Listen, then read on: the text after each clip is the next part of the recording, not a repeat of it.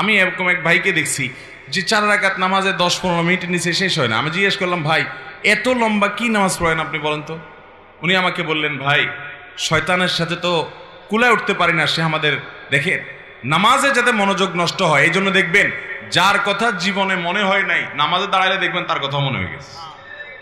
যেই কথা কথা কুকথা আপনার মনে সাধারণ কোনো সময় হয় না, নামাজে দাঁড়াচ্ছেন দেখছেন সব হয়ে গেছে।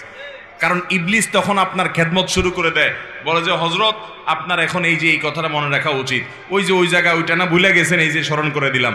দেখবেন সব মনে করাই দিছে, কারণ আল্লাহ কোরআনে বলেছেন আকিমিস সালাতা লিযিকরি, তোমরা আমার স্মরণের জন্য নামাজ পড়ো। আমাদের নামাজে আল্লাহর স্মরণ ছাড়া আর সবকিছু স্মরণ হয়, আল্লাহর স্মরণ ছাড়া আর সবকিছু স্মরণ হয়। নামাজে মনোযোগ যদি আপনি ধরে রাখতে চান, পরীক্ষিত আমল হলো সময় ডিউরেশন বাড়িয়ে দেন। 4 রাকাত নামাজে 15 মিনিট সময় লাগিয়ে দেন। ওই যে ভাইয়ের কথা বলছিলাম যে লম্বা সময় নামাজ পড়ে, আমি একদিন জিজ্ঞেস করলাম, ভাই আপনার 4 রাকাত নামাজে একদিন 2 দিন না প্রতিদিন একই অবস্থা দেখি, 15 মিনিট 20 মিনিট সময় লাগান। আমার অফিসে একবার উনি বেড়াইতে আসলেন, আমরা সুহরের পরে সুন্নত পড়ে চলে আসছি, মিটিং আছে, উনি দেখে নামাজ পড়তে পড়তে শেষ না। আমি বললাম, ভাই অনেক নামাজ পড়ছেন না? কই না, ওই 2 রাকাত সুন্নতিতে পড়ছে। তো 2 রাকাত সুন্নত তো আমরাও পড়লাম, আমাদের যদি 5 মিনিট 7 মিনিট লাগে, আপনার 15 মিনিট কেমনে লাগে?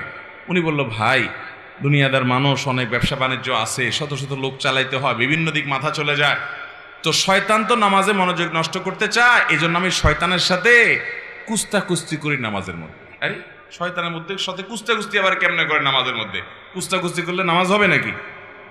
বলে যে কুস্তির সিস্টেমটা হলো এই, আমি যখন নামাজে দাঁড়াই সূরা ফাতিহা অন্য সূরা পড়ি, তখন শয়তান আমারে ইরানে তুরানে কোকাব শহরে অমুক জায়গায় তমুক জায়গায় চিপায়, এর ভিতরে ওর ভিতরে, এর পিছনে ওর পিছনে যত আকতা কুকতা সব মনে করে দেয়।